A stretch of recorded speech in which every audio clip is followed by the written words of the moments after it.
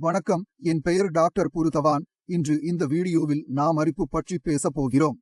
பெரும்பாலும் சிறுநீரக செயலிழப்பு நோயாளிகள் அரிப்பு பற்றி எங்களிடம் கூறுகிறார்கள், ஏனெனில் அவர்களுக்கு நிறைய அரிப்பு உள்ளது. தோலில் ஏற்படும் அரிப்பு, பருக்கள், உருவாகும் சுருக்கங்கள், அதற்கான காரணம் என்னவென்று அவர்களுக்கு தெரியாது. அதை பற்றி இன்று இந்த வீடியோவில் பார்ப்போம். எனவே உங்கள் சிறுநீரகம் சேதமடைய தொடங்கும் போது சிறுநீரகத்தின் முக்கிய வேலை என்ன? சிறுநீரகத்தின் முக்கிய வேலை ரத்தத்தை சுத்தம் செய்வதாகும். ரத்தத்தை சுத்தம் செய்த பிறகு அதில் என்ன அழுக்கு இருக்கிறதோ அதை உடலில் இருந்து அகற்றவும். அது கிரியேட்டினா, யூரியாவா, பொட்டாசியமா, சோடியமா? கழிவுப் பொருட்கள், கூடுதல் பொருட்களை உடலில் இருந்து அகற்ற வேண்டும். சிறுநீரகம் வேலை செய்கிறது. இப்போது சிறுநீரகம் சாதாரணமாக வேலை செய்யும் போது எந்த பிரச்சனையும் இல்லை. ஆனால் உயர் இரத்த அழுத்தம், சர்க்கரை அல்லது வேறு ஏதேனும் காரணத்தால் ஏதேனும் ஒரு சிறுநீரகம் சேதமடையத் தொடங்கினால் சிறுநீரகம் மெதுவாக அதன் வேலையை குறைக்கத் தொடங்குகிறது. மேலும் அது சரியாக வேலை செய்ய முடியாத போது இரத்தத்தை சுத்தம் செய்யும் செயல்முறை சரியாக செய்யப்படுவதில்லை. அதன் விளைவு என்ன? கிரியேட்டினின் உடலில் குவிந்துள்ளது, யூரியா குவிந்துள்ளது, யூரிக் அமிலம் குவிந்துள்ளது. இப்போது இவை அனைத்தும் குவிந்து கொண்டிருக்கும் போது அவையும் முழு இரத்தத்துடனும் உடல் முழுவதும் சுற்றிக் கொண்டிருக்கின்றன. உனது ஒவ்வொரு உறுப்புக்கும் இந்த இரத்தம் கிடைக்கிறது. உங்கள் தோல் உணர்திறன் இருந்தால் உங்கள் சருமத்தில் அதன் விளைவை நீங்கள் காணலாம். உங்கள் சருமத்தில் இரத்தம் செல்லும் போது அது தோல் செல்களுக்கு ஆக்சிஜனை வழங்கும், அது உணவை வழங்கும். அந்த இரத்த விநியோகத்தில் ஏராளமான கழிவுப் பொருட்கள் உள்ளன. இதனால்தான் உங்கள் தோல் உங்களுக்கு ஒரு அறிகுறியை அளிக்கிறது, இது அரிப்பு. இது பெரும்பாலும் கால்களைச் சுற்றி, முதுகில், கைகளில் காணப்படுகிறது. இந்த நமைச்சல் உடலில் கிரியேட்டினின் அளவு தேவையானதை விட அதிகமாக உள்ளது என்று சொல்கிறது. பெரும்பாலும் கிரியேட்டினின் அளவு 5 ஐ தாண்டும் போது அரிப்பு பிரச்சினை வருகிறது. அது அதிகரித்தால் அரிப்பும் அதிகரிக்கும். கிரியேட்டினின் அளவு குறையத் தொடங்கினால் உங்கள் நமைச்சலும் நன்றாக உணரத் தொடங்கும். இப்போது கேள்வி எழுகிறது, நமக்கு அரிப்பு இருந்தால், கிரியேட்டினின் அதிகமாக இருந்தால் அதற்கு நாம் என்ன செய்ய முடியும்? நீங்கள் பழைய வீடியோக்களை பார்த்திருந்தால் உங்களுக்கு ஒரு முழுமையான யோசனை இருக்கும். ஆனால் உங்களுக்கு அந்த யோசனை இல்லை என்றால் நான் உங்களுக்கு சொல்கிறேன். இரத்தத்தை சுத்தம் செய்ய வேண்டும். உங்களுக்கு 2 வழிகள் உள்ளன. உங்கள் சிறுநீரகங்கள் குறைவாக வேலை செய்கின்றன என்பதை நீங்கள் அறிவீர்கள்.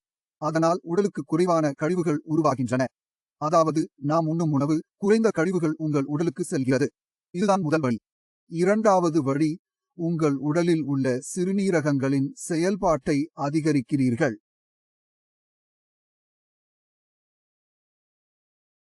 கிரியேட்டினின் மற்றும் யூரியா வெளியேற்றத்தை அதிகரிக்கவும். எனவே நாம் என்ன செய்ய வேண்டும்? இந்த 2 செயல்முறைகளிலும் வேலை செய்ய தொடங்குமாறு நாங்கள் உங்களுக்கு அறிவுறுத்துகிறோம். எந்த ஒரு செயல்முறையையும் தீவிர நிலைக்கு எடுத்துச் செல்ல வேண்டாம். ஏனென்றால் நமக்கு சிறுநீரக நோயாளியிடம் நெய் அல்லது டோரிடிண்டாவை கொதிக்க வைத்து மஞ்சள் மற்றும் உப்பு சேர்த்து சாப்பிட வேண்டும் என்று சொல்ல விரும்பினால் உடலில் எதுவும் செல்லாது. ஏனெனில் நெய் அல்லது டோரிடிண்டாவை 12 நாட்கள் சாப்பிடலாம். ஆனால் வாழ்நாள் முழுவதும் அதை சாப்பிட வேண்டும் என்று சொன்னால் அதை யாரும் செய்ய முடியாது. ஏனென்றால் அதற்கு சுவையோ அமைப்போ இல்லை. நோயாளி எங்கோ சென்று தனது உணவை குறைக்கத் தொடங்குகிறார். இதன் விளைவு என்ன? நோயாளியின் எடை குறையத் தொடங்குகிறது. உங்கள் எடை 75 கிலோ. ஒரு மாதம் கழித்து 70 கிலோவாக உள்ளது. நாம் எடை இழக்கும் போது அது எங்கிருந்து வருகிறது? அதுதான் முக்கியம். நாம் உடல் எடை குறையும் போது கொழுப்பு போய்விடும். வரும் இரண்டாவது விஷயம் தசைகள். கிரியேட்டினின் தசைகளில் உற்பத்தி செய்யப்படுகிறது. என் தசை வெகுஜன குறைந்து வருகிறது என்றால் கிரியேட்டினின் கூட கீழே போகத் தொடங்குகிறது. உங்கள் எடையில் 5 கிலோ இழந்தால் கிரியேட்டினின் 1 புள்ளி இழக்கப்படுகிறது. என பிரச்சனை. உங்கள் கிரியேட்டினின் அளவு 7 ஆக இருந்தால் 7 ஐ இயல்பாக்க நீங்கள் 35 கிலோ இழக்க வேண்டும். நீங்கள் 35 கிலோ எடையை இழந்தால் 35 கிலோ நபருக்கு என்ன நடக்கும்? எதுவும் நடக்காது. பிரச்சனை என்னவென்றால் இந்த அளவை குறைப்பது, நாம் எடுக்க வேண்டிய வீழ்ச்சி, நாம் இழக்க வேண்டிய எடை நடைமுறையில் சாத்தியமில்லை.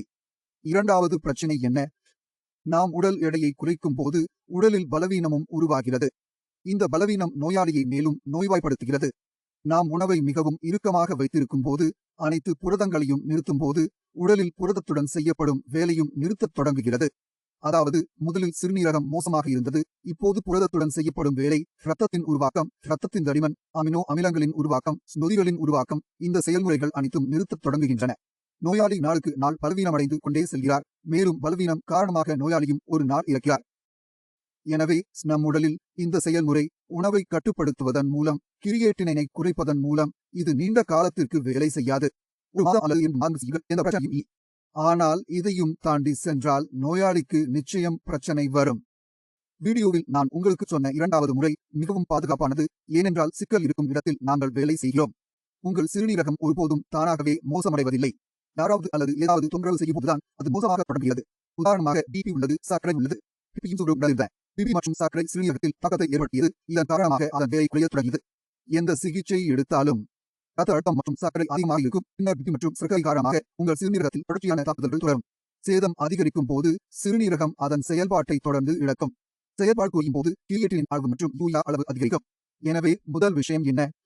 ரத்த அழுத்தம் அல்லது சர்க்கரை எதுவாக இருந்தாலும் உங்கள் சிறுநீரகம் யாரால் பாதிக்கப்படுகிறதோ அந்த நபரை கட்டுக்குள் கொண்டு வருதல். இரத்த அழுத்தமும் சர்க்கரையும் கட்டுக்குள் இருந்தால் சிறுநீரகத்திற்கு மேலும் பாதிப்பு ஏற்படாது. அதாவது உங்கள் சிறுநீரகம் நிலையானதாக மாறும். ஒன்று, உங்கள் கிரியேட்டினின் அளவு அதிகரிக்காது, அல்லது அது ஒரு வரம்பில் ஏற்ற இறக்கமாக இருக்கும், ஆனால் அது மிக வேகமாக அதிகரிக்காது. எனவே இந்த முதல் பலனை நாம் பெறுகிறோம். இரண்டாவதாக, சிறுநீரகத்தில் உள்ள நெஃப்ரான்கள் அவை வேறுபட்ட திறனை கொண்டுள்ளன. திறமை என்ன? அவர்கள் தங்கள் வேலையின் திறனை அதிகரிக்கிறார்கள். உதாரணமாக, ஒருவரின் சிறுநீரகம் வேறொருவருக்கு வழங்கப்பட்டுள்ளது என்று வைத்துக் கொள்வோம். விபத்துக்கு பிறகு காயம் ஏற்பட்டது, சிறுநீரகத்தை அகற்ற வேண்டியிருந்தது. இப்போது அந்த நபருக்கு ஒரு சிறுநீரகம் உள்ளது. ஒரு சிறுநீரகம் இருந்த போதிலும் கிரியேட்டினின் அளவு மற்றும் யூரியா அளவு அதிகரிக்காது. இப்போது நீங்களே சிந்தியுங்கள்.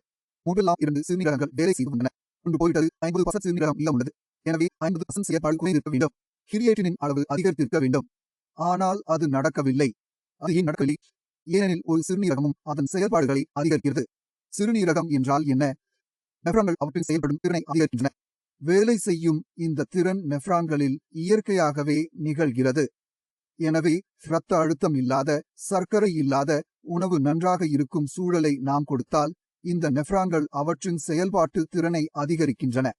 இரண்டாவதாக, சிறுநீரகத்தில் சேதம் ஏற்படும் போது சிறுநீரகத்தில் 2 வகையான சேதங்கள் உள்ளன. நாம் ஒருவரின் சிறுநீரகத்தை அகற்றி அதை வெட்டினால் 2 வகையான சேதங்களை நாம் காண்கிறோம். இறந்த நெஃப்ரான்களால் ஒரு வகை சேதம் ஏற்படுகிறது. மற்றொரு வகை சேதம் உயிருள்ள நெஃப்ரான்களால் ஏற்படுகிறது. ஆனால் இரத்த அழுத்தம் மற்றும் சர்க்கரை காரணமாக வீக்கம் இருப்பதால் அவை செயல்பட முடியாது. இரத்த அழுத்தம் மற்றும் சர்க்கரையால் ஏற்படும் வீக்கத்தை நீக்கினால் அதே நெஃப்ரான்கள் மீண்டும் செயல்படத் தொடங்கும்.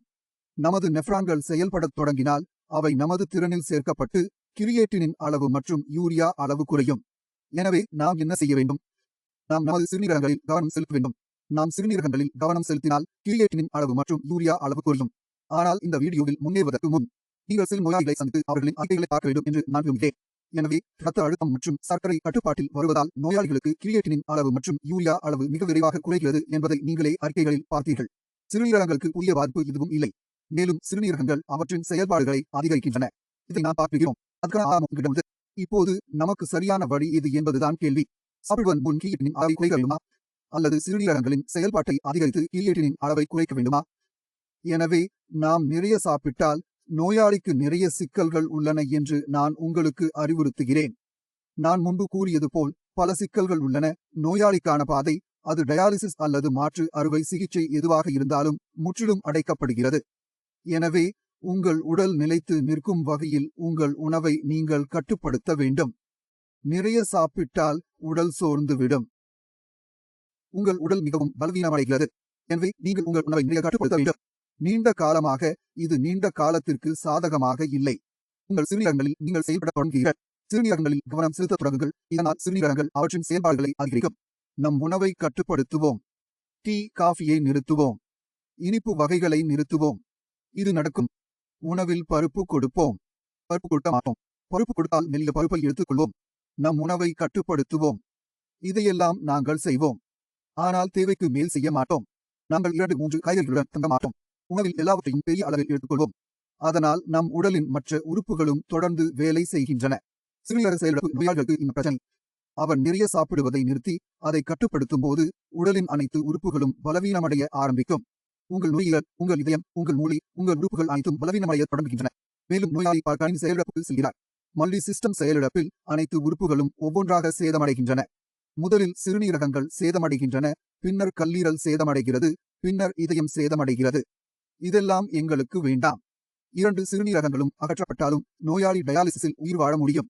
ஆனால் நாம் வேறு சில உறுப்புகளை அகற்றினால், வேறு சில உறுப்புகள் செயலிழந்துவிட்டால் நோயாளி உயிர் வாழ்வது கடினம். சிறுநீரகங்களை பற்றி உங்கள் மனதை அழிக்கவும். சிறுநீரகங்கள் முக்கியம், ஆனால் அதற்கு வேறு நோக்கங்கள் உள்ளன. ஆனால் உடலை கெடுத்தால் சிறுநீரக செயலிழப்பு ஏற்படும். பின்னர் உங்கள் வாழ்க்கையில் இந்த வாய்ப்பும் இல்லை. எனவே நீங்கள் செய்ய வேண்டியது என்னவென்றால், சாப்பிடுவதையும் குடிப்பதையும் ஓரளவிற்கு கட்டுப்படுத்தினால் போதுமானது. சிறிய செயல்பாட்டில் நாங்கள் வேலை செய்வோம். இரண்டையும் ஒரே நேரத்தில் இயக்குவோம். நான் உங்களுக்கு காட்டியபடி முடிவுகளை பெறுவோம். உங்கள் மனதில் இன்னும் ஏதேனும் சந்தேகம் இருந்தால், நீங்கள் ஏதாவது கேட்க விரும்பினால், அதை எங்கள் சொந்த விஷயத்தில் எப்படி செய்ய முடியும்? பின்னர் மருத்துவர்களும் உள்ளனர். நானும் இருக்கிறேன். நீங்கள் என்னை வந்து சந்திக்கலாம். இத்துடன் உங்கள் அனைவருடனும் நான் முன்னோக்கி செல்வேன். அடுத்த வீடியோவில் சந்திப்போம். அதுவரை குட்பை.